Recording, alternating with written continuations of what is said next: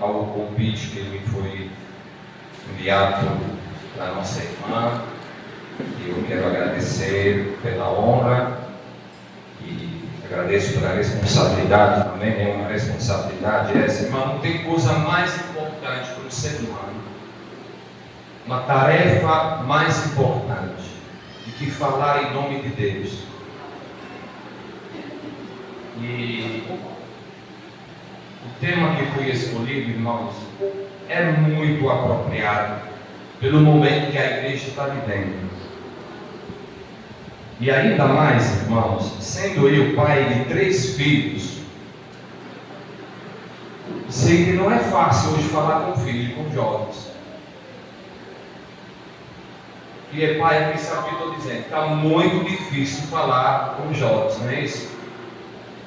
Ainda mais, irmão Baquiano, que muitas vezes palavra de pai ou de mãe não é muito bem recebida ou valorizada, né? O ouvido da juventude tende muito mais a prestar atenção a vozes externas do que os próprios pais. Eles preferem muito mais escutar o conselho de um amigo que talvez não tenha a menor experiência em diversos assuntos, do que procurar um pai para poder dialogar com ele ou uma mãe, enfim. Mas nós vamos recorrer à palavra de Deus. E o Espírito Santo está aqui, meu irmão.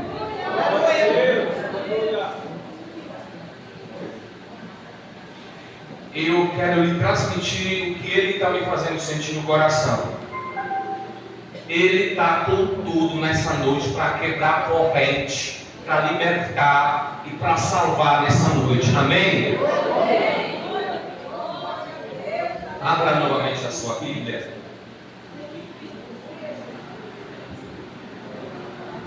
Evangelho de Mateus, capítulo 25, texto que o Espírito Santo colocou no coração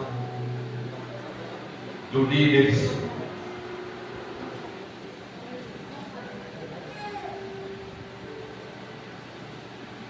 Que contou, diga amém.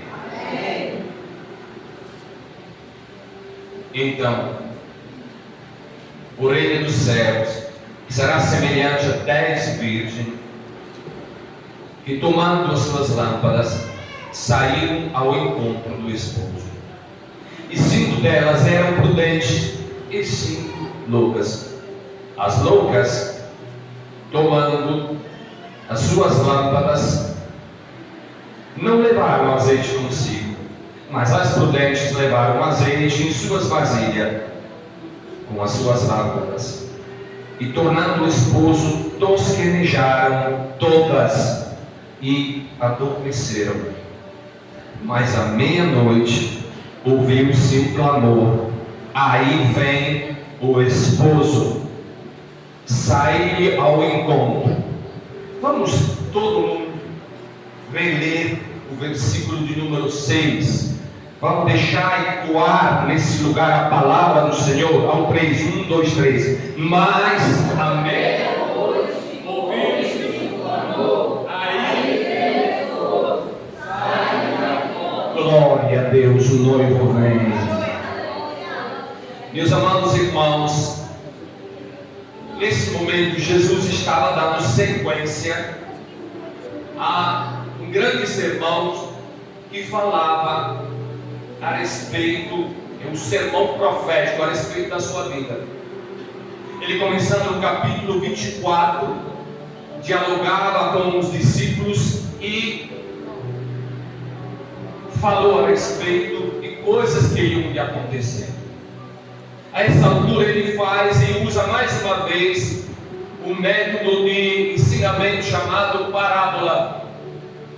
E agora ele está querendo ensinar, ou querendo dar a ênfase dentro dessa parábola a algo necessário e importante, fundamental.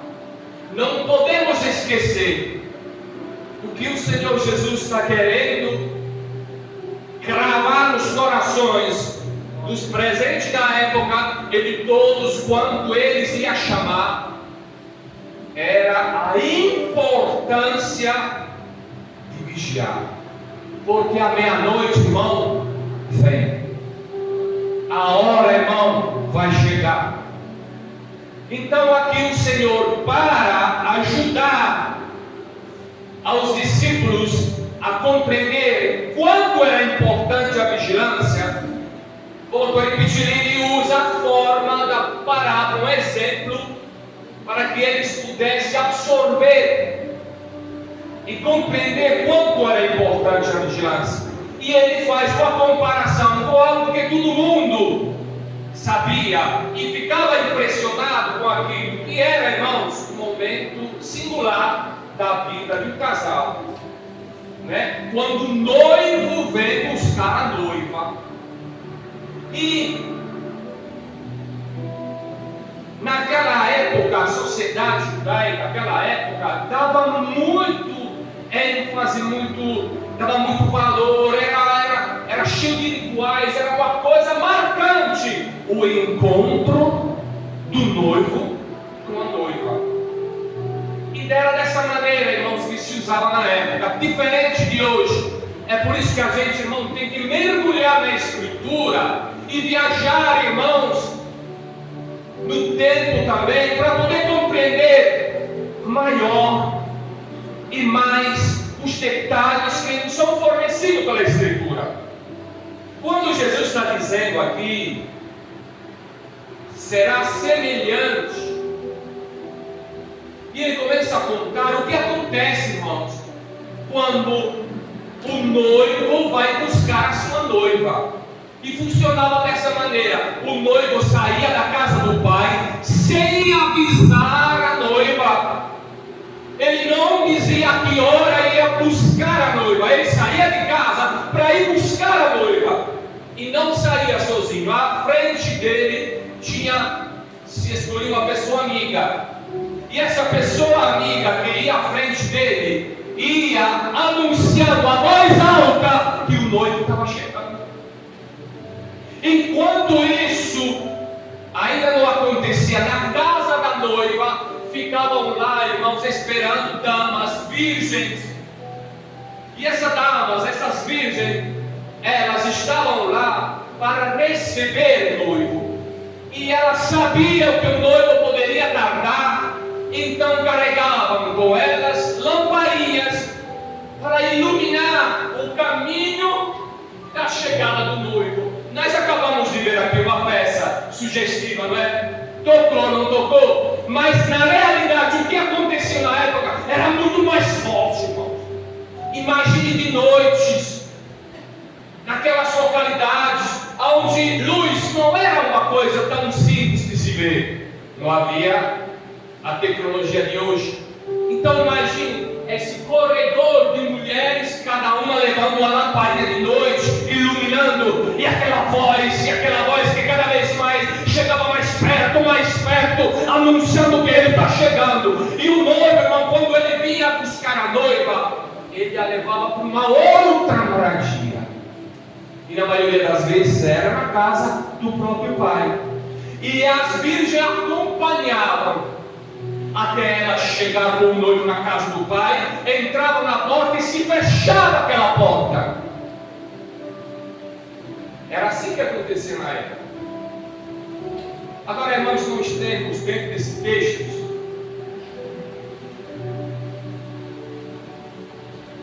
diversas lições para nós extrairmos. E não foi por acaso que esse texto foi escolhido para o encontro com o jovem, para que o Espírito Santo venha visitar os jovens, que são preciosos para Deus, que a nova geração, que Ele está preparando, sabendo que os tempos são difíceis, sabendo que o diabo apronta 1001 para nos afastar da presença do Senhor, sabendo que estamos vivendo em uma sociedade que viaja, irmãos, em pecados cada vez mais horríveis. A moral não tem mais moral. Estamos vivendo em uma sociedade em que, irmãos, o desprezo das coisas de Deus tocou os limites.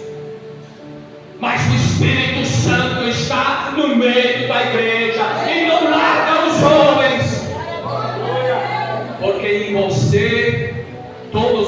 esperando.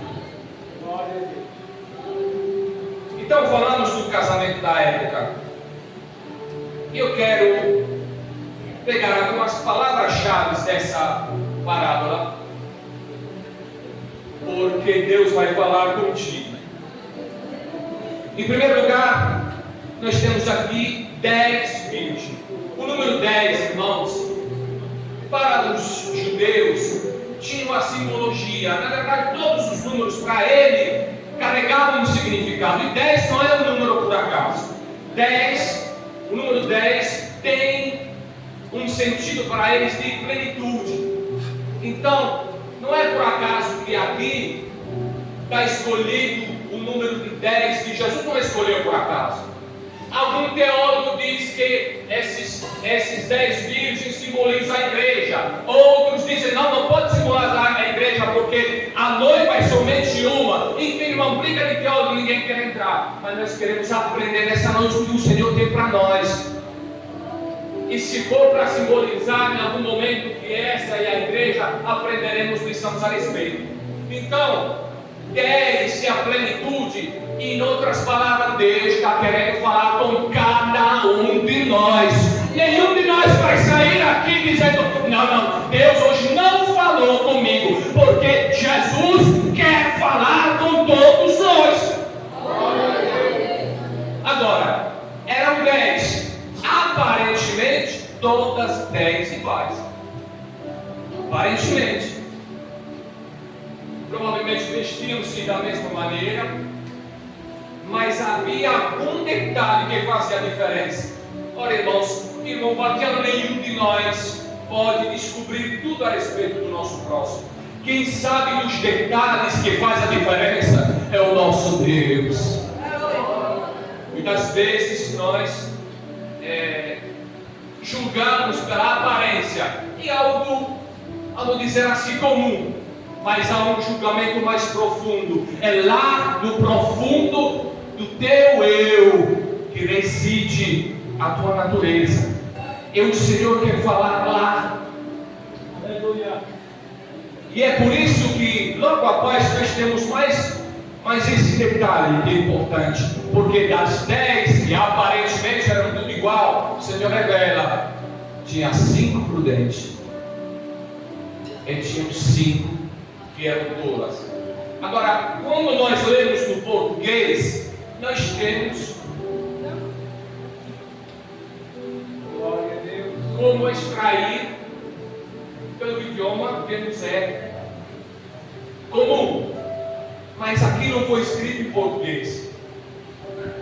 E quando nós pesquisamos, irmãos, o que é que em origem foi escrito, tem algum detalhe a mais que nos ajuda a compreender. As prudentes, no idioma original em que foi escrito do grego, queria dizer, sabe o que? Também, as prudentes eram as inteligentes. Em outras palavras também, esse termo quer dizer não somente as prudentes, as inteligentes, mas quer dizer também as sábias, e quer dizer atenta ao seu próprio interesse.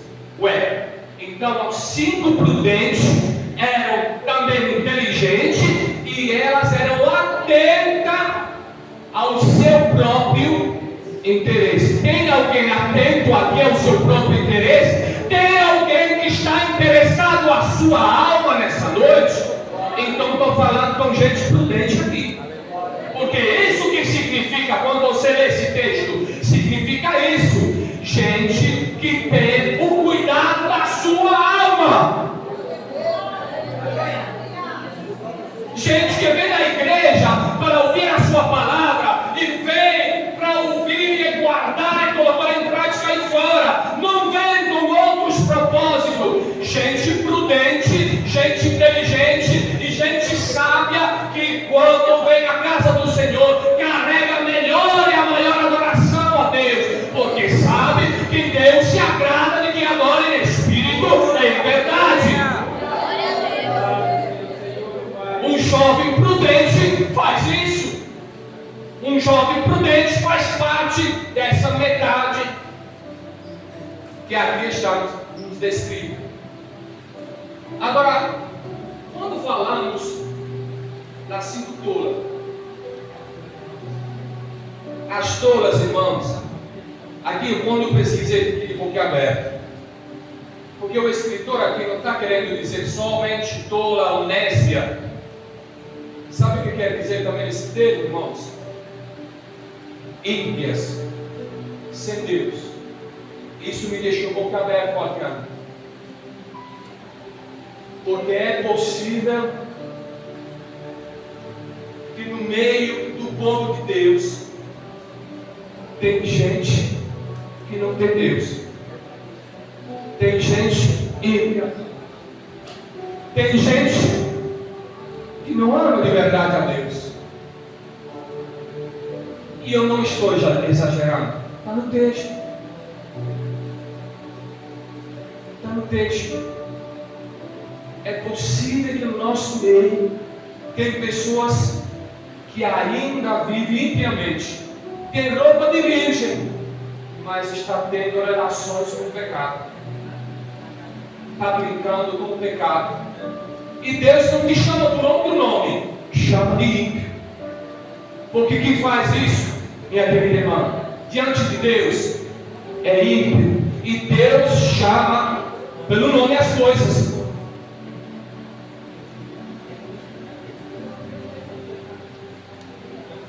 Outro detalhe, irmãos, que nos fornece motivo de reflexão é a questão do sono. Todas elas dormiram, até as prudentes, até as inteligentes, até aquelas que têm o cuidado da própria alma, mas estão dormindo. Irmãos, o sono, fisiologicamente falando, é uma necessidade. O nosso corpo, ele requer que a gente passe um tempo descansando, repondo a nossa energia. Fisiologicamente falando, o sono é algo normal e algo até que nós precisamos. O problema não é o sono. O problema é aquele sono que te deixa igual morto, ou então você dormir sem antes ter se preocupado de deixar todas as coisas no devido lugar. E eu imagino isso, irmão, que quando essas 5 virgens prudentes fecharam os olhos, não era aquele sono profundo, não. Hugo, era aquele sono, a gente de vez em quando vê na igreja, sabe? Aquele irmão faz assim, não é? Acontece, Maquiano, e de repente, e a irmã está cansada, não faz porque vem para a igreja para dormir, mas está cansado, faz aquele cochilo rapidinho, qualquer coisa, ó. Então eu acredito que essas estavam assim, um olho fechado, um olho aberto, uma orelha fechada, outra aberta, e quem sabe as outras estão se explorando nas primeiras, e tem como tem que se escora. Ora por mim, e nunca ora aí. Irmãos, o fato de ter sono, o fato de considerar que nós somos limitados, é um fato que o sábio considera profundamente. Quem é sábio, meu querido, que é sábio, reconhece que tem limitações.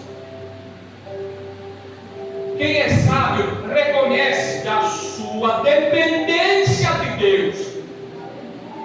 O fato de ter sono aqui está falando de uma fraqueza humana.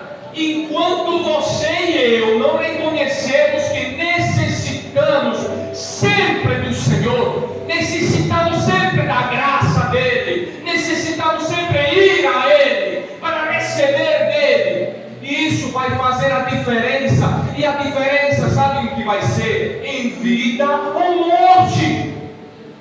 Quem depende de Deus e reconhece que depende de Deus e vive aos pés do Senhor, não morre.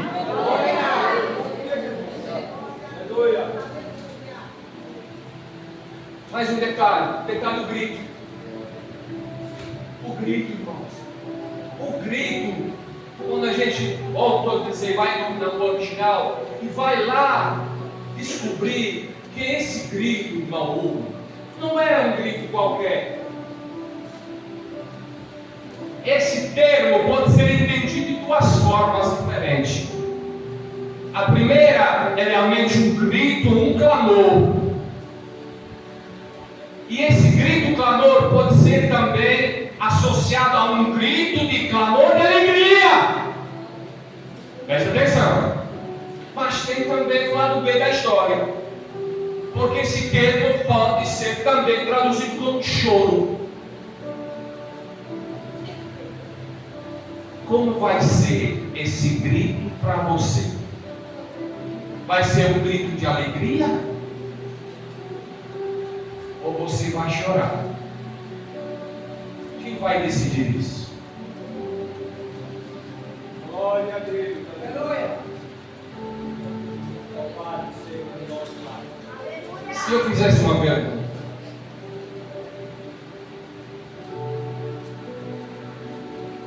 que requer a sinceridade absoluta, e parece uma pergunta banal, irmão Baquiano, e eu perguntasse quem não vê a hora que Jesus vem, levante a mão. Peraí. Se cada um respondesse sinceramente, nem todas as mãos iam se levantar. Glória a Deus. Se eu dissesse uma pergunta de outra forma, que está alegre com a vinda do Senhor, que está bem, que alegre com o arrebatamento, nem todo mundo ia ficar alegre. Mas tinha ou tem pessoas que ficam com medo. Irmão que fica com medo é porque está inseguro. Esse grito vai produzir o que no teu coração? Esse grito está para chegar. Essa noite o Senhor está te dando a oportunidade de passar do choro para a alegria. Porque quem pode fazer isso é só Ele. E deixa eu te dizer, olha no olho, quem sabe da tua condição é Ele e você. Porque essa bonita gravata não vai esconder, não vai esconder a tua conduta, não vai esconder os teus passos, porque Ele sabe o teu deitar, o teu levantar. Ele sabe das tuas intenções. Ainda a palavra vai subir na tua boca, Ele já sabe. E se você quiser se esconder debaixo da terra, você vai descobrir que lá Ele já está. Mesmo se pegar um avião lá dos Estados Unidos, os mais tecnológicos, não tem como. Também os braços dele vão te alcançar. Adianta, irmãos, querer se esconder diante de Deus. O sábio é o inteligente, aquele que ama a sua própria alma. Sabe o que faz? Reconhece e se rende.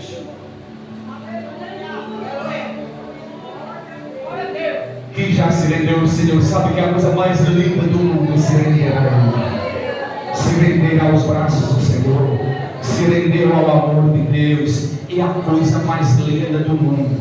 Jogar o eu lá no lixo e abraçar o Deus. Outro detalhe meu.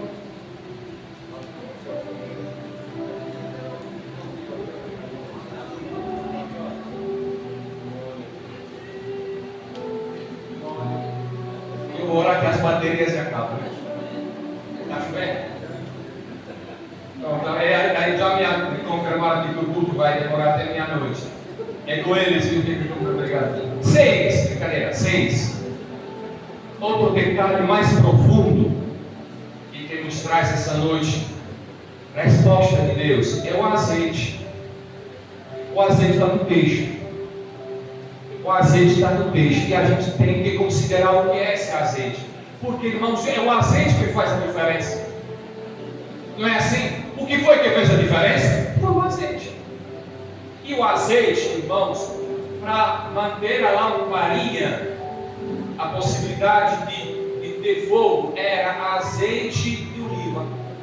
E esse mesmo azeite, irmãos, era colocado naquele castiçal do templo do Senhor para manter o castiçal aceso, porque isso representava a presença de Deus. Então esse azeite tem tudo a ver com a presença de Deus na vida das pessoas. Aliás, o azeite era também usado para ungir os reis. E também esse mesmo azeite era usado para ungir pessoas escolhidas por Deus, através das quais Deus dava, irmãos, um poder diferenciado para realizar obras específicas da parte de Deus. Tem azeite nessa noite disponível aqui neste lugar.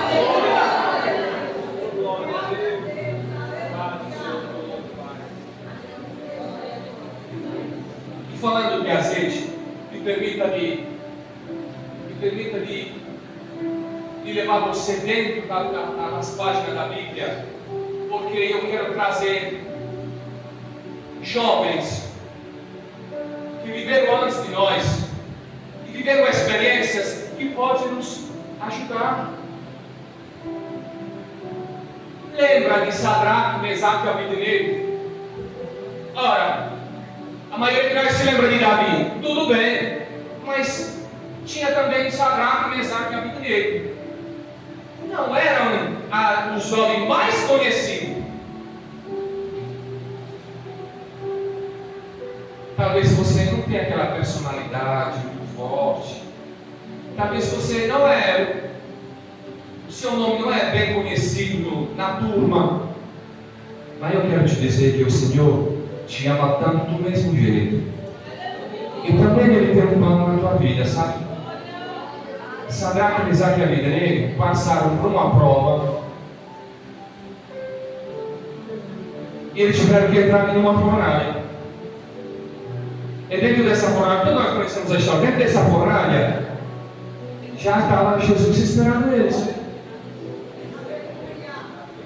Como nós sabemos, Jesus não livrou ele da fornalha.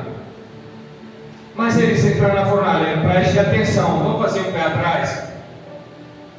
Eles moravam em Israel, eram jovens que faziam parte de famílias notáveis.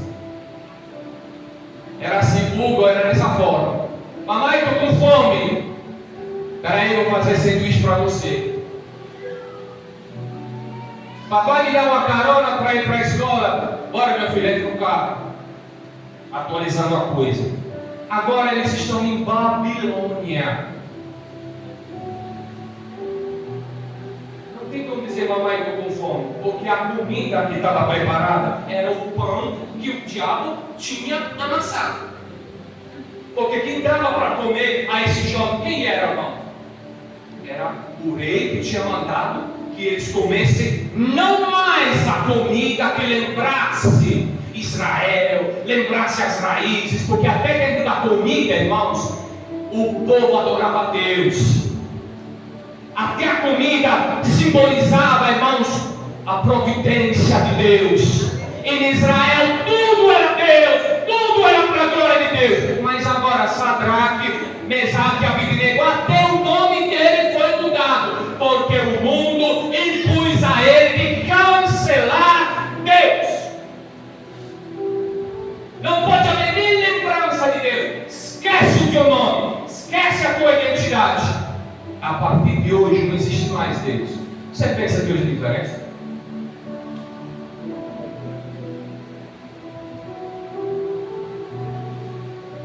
O tempo todo mexendo na política e querendo tirar a Bíblia. E parece que o problema de todas as coisas é Deus. Parece que o problema de tudo hoje é a igreja. Estamos na Babilônia, meu irmão. Acorda, jovem! Acorda! É muito bom você acordar antes que a morte venha. Porque esse tipo de sono é o sono que preanuncia a morte espiritual. Quando vem a morte, você não se acorda mais. Do sono você pode acordar, mas da morte não tem jeito. E a morte espiritual é pior do que a morte física. Agora, deixa eu te dizer uma coisa. Quem era Sadraque, Mesaque e Abednego sem a fornalha?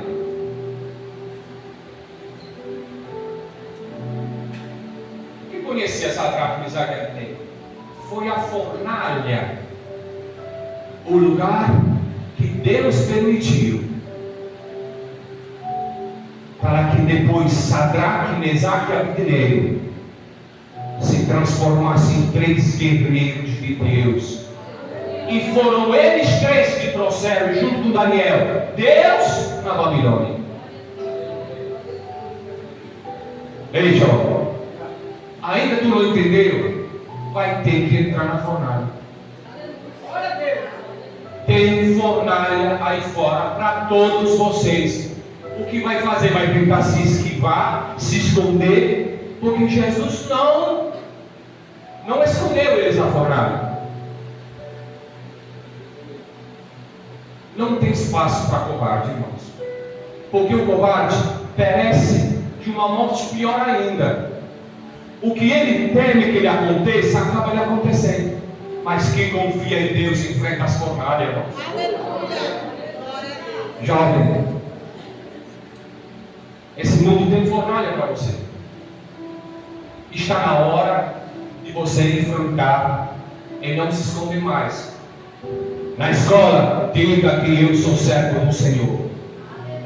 Podem vir, podem brincar, vão te mortar, seja o for. Aquece 7 vezes mais. Jesus veio comigo e não me deixa. Está todo mundo fora da fornalha. Eu quero estar com Jesus. E se Jesus está dizendo, bora na fornalha, eu vou na fornalha.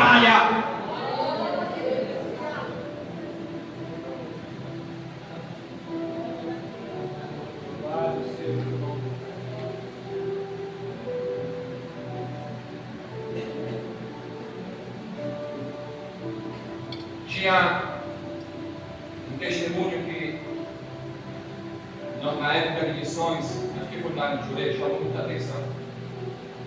Porque, irmãos, Deus está forjando caráter. Deus está forjando caráter. Todos os personagens bíblicos passando isso. E Deus está querendo forjar o teu caráter, jovem. Não importa onde você está sentado, Ele está do teu lado lá. Está falando contigo mesmo. Uma vez, lá na União Soviética, estava tendo o ápice das perseguições nas igrejas. E as igrejas acabaram se reduzindo a grupo de crentes se reunindo em casas lá isoladas, às vezes até locais escondidos debaixo da terra. Esse tipo de perseguição no Brasil não sabe o que é. Mas lá na Europa a gente está um pouco mais acostumado do que acontecia alguns anos atrás. E uma vez, em uma dessas casas, irmãos, tinha um grupo de irmãos. Quando de repente, um pelotão de homens armados e fardados, soldados, chegaram lá, todos armados e metralhadoras. Irmão Augusto, quando a porta se abriu e eles entraram, cada irmão pensou assim: eu vi. Então o chefe desse pilotão olhou para os crentes e disse assim: e eu vou dizer só uma vez, e vou dar só uma oportunidade. Quem entre vocês agora negar a Jesus, saia daquela porta, não vai ter outra oportunidade. Sabe o que aconteceu, irmãos? Quase a metade levantou-se e saiu daquele lugar. Ele mandou o outro soldado fechar a porta, tirou o fuzil, e todos os soldados tiraram o fuzil. Aí ele disse o seguinte, que é o líder aqui, estava lá o pastor: pode começar o culto, porque eu quero fazer culto só com os fiéis.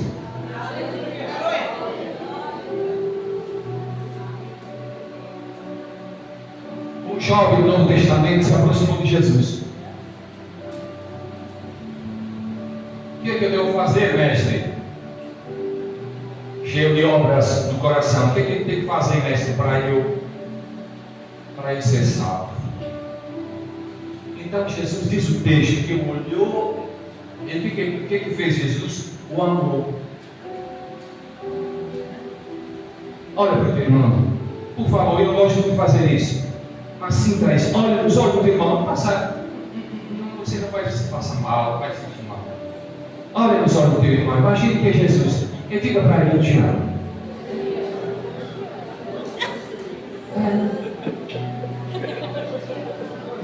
É bom, não é? Pois Jesus olhou nos olhos daquele jovem e o amor. O amor.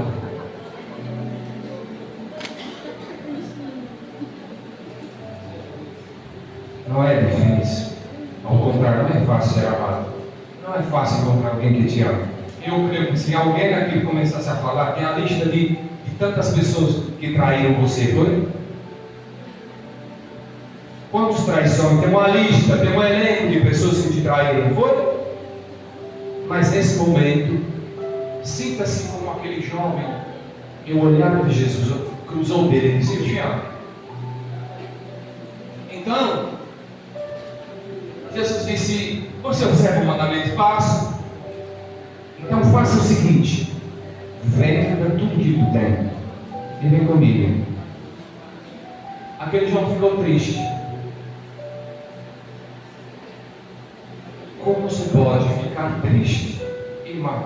Como se pode ficar triste logo após você ter entendido e compreendido que Jesus te ama?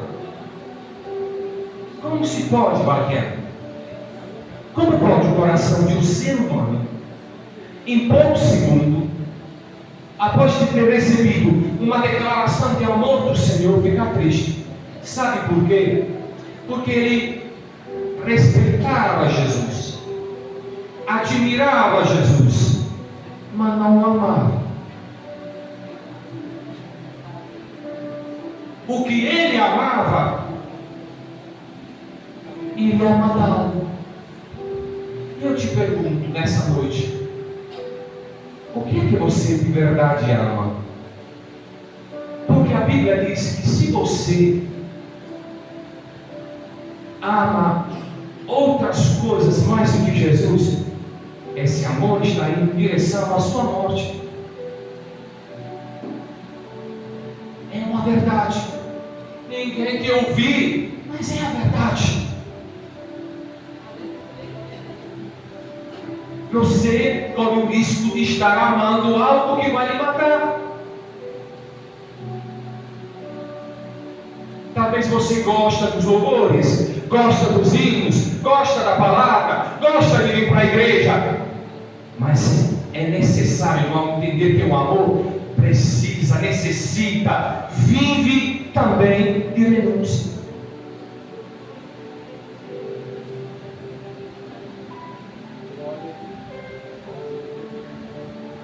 É possível ir a Jesus e sair da sua presença triste?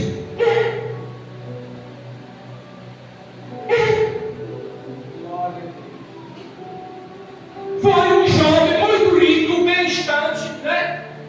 Que foi para Jesus e saiu da presença de Jesus triste. Meu Deus, que não seja assim com o jovem aqui nessa noite.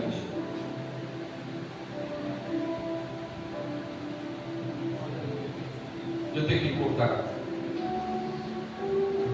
Preciso de voltar, não quero ir além do tempo. Vamos deixar de lado bastante coisa. Mas essa eu preciso dizer. Você sabia que Satanás é expert em biologia? Ele conhece o teu corpo, conhece a tua necessidade. Ele sabe que temos nervos no corpo e basta só triscar no nervo que a gente sente dor. Ele sabe que o nosso corpo, ele reage, tem necessidade e reage às necessidades conforme as nossas escolhas. E é por isso que ele sabe que você passa pela fome, às vezes tem fome. Às vezes você tem algum tipo de necessidade, Satanás sabe, porque o nosso corpo é esse. E ele tem a especialidade de apresentar diante das tuas necessidades pratos, escolhas deliciosas, aparentes, boa, dá para aproveitar, é agora. Até se apresenta como Deus.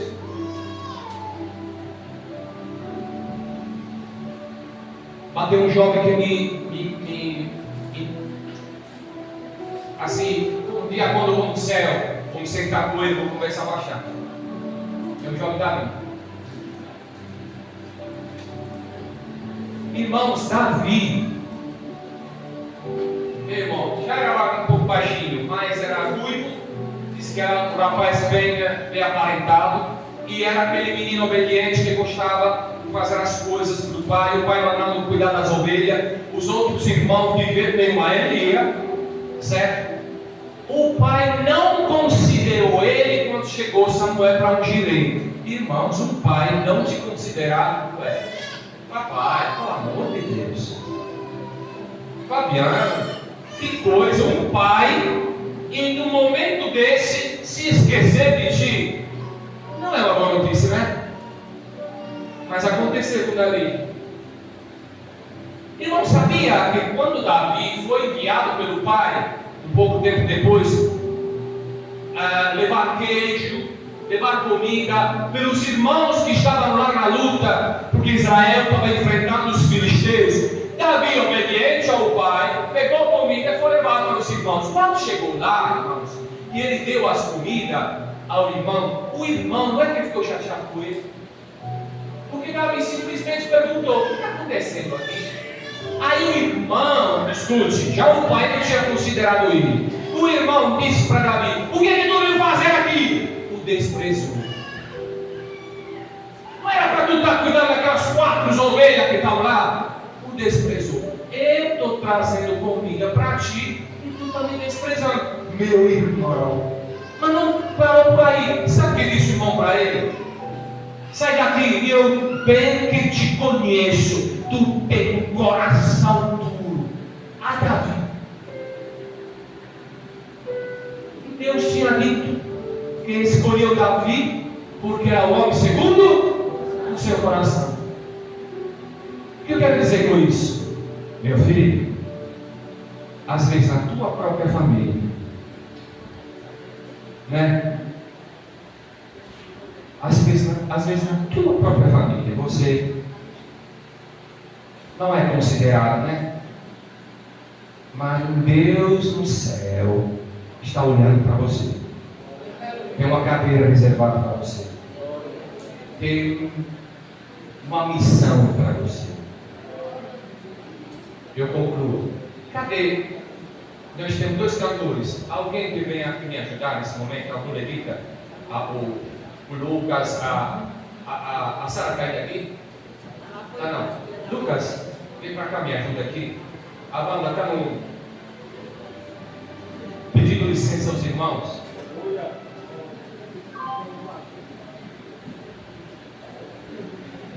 E eu quero concluir dizendo mais uma vez que há azeite aqui nesse lugar. E o tempo oportuno é hoje. Irmão,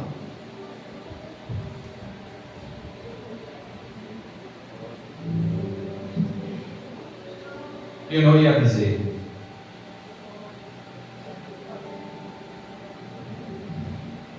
Mas quarta-feira, Tatiana, nós perdemos uma pessoa muito querida.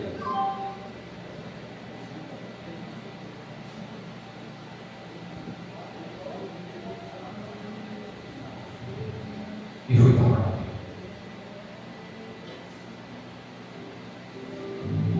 Mas foi tão rápido. O médico disse assim, eu nunca tinha ouvido isso. Foi um infarto maligno. Eu nunca tinha ouvido falar de infarto maligno. Sabe, não teve nem tempo de dizer Jesus, vai com Jesus, não. me entender? Eu sei que tem irmãos aqui que precisam se consertar com Deus. Olha, estou falando com toda a minha alma e tenho uma dor muito profunda ainda no meu coração. Deus te ama tanto, tanto, tanto, e Ele quer que você não perca essa noite, essa oportunidade. Não saia daqui nessa noite sem te abraçar de novo com Jesus. Não perca essa oportunidade, acredite em mim.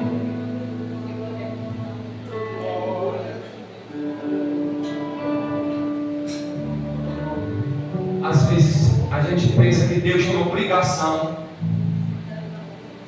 de nos dar vida. Deus não tem obrigação de deixar a gente acordar de manhã. Tem não.